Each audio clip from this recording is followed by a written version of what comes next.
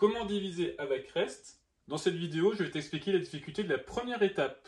En effet, beaucoup d'élèves ne savent pas démarrer la division car ils ne savent pas combien de chiffres il faut prendre dans la première étape. Pourtant, c'est très facile, je vais te l'expliquer. 754 divisé par 3. Je vais toujours commencer par regarder le chiffre le plus à gauche, donc le chiffre des centaines. Je dois chercher 7 dans la table du 3. Donc au maximum, sans dépasser 7, je vais m'arrêter à 3 fois 2, 6. 3 fois 2, je vais enlever 6. Donc il va me rester 1. Je descends le 5, je vais chercher 15 dans la table du 3. 15 et dans la table du 3. Donc je fais 3 fois 5, 25.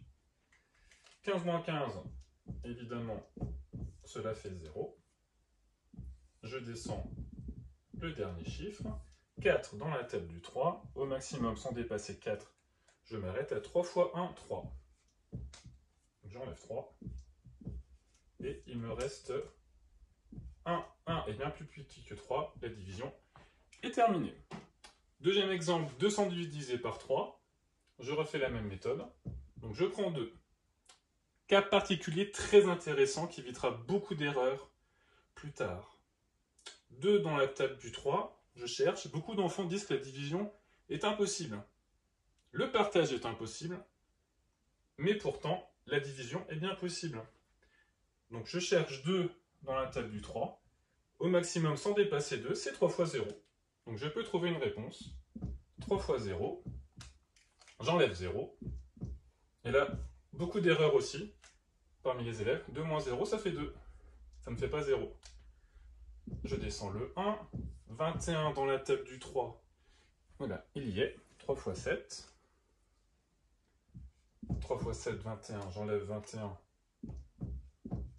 Il me reste 0. Je descends le 8. Je cherche 8 dans la table du 3. Je m'arrête donc à 3 fois 2, 6.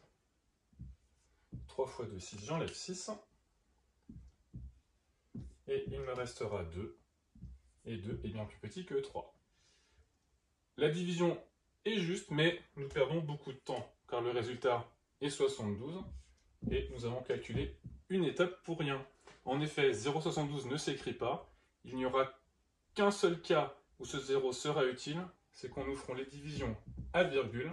Quand nous trouverons par exemple 0,72, là le 0 est obligatoire. Donc, pour éviter de faire du travail en trop, il suffit de prendre deux chiffres. Donc, quand la première étape est nulle, je prends deux chiffres pour gagner du temps. Deuxième étape 21, je vais directement prendre 21. Donc, il suffit de recopier. Donc, 21, c'était 3 fois 7. Et il restait 0. Et la deuxième étape, 3 fois 2, 6. Pour 8, pardon. 3 fois 2, 6. Donc, 8 moins 6 égale 2. Alors, petite précision, je mets les soustractions pour expliquer. C'est préférable après si tu arrives en faisant les soustractions de tête, la soustraction est beaucoup plus petite. Donc pour récapituler, pour la première étape, je regarde le premier chiffre. Si je ne trouve pas 0, c'est bon. Si je trouve 0, je prendrai alors deux chiffres.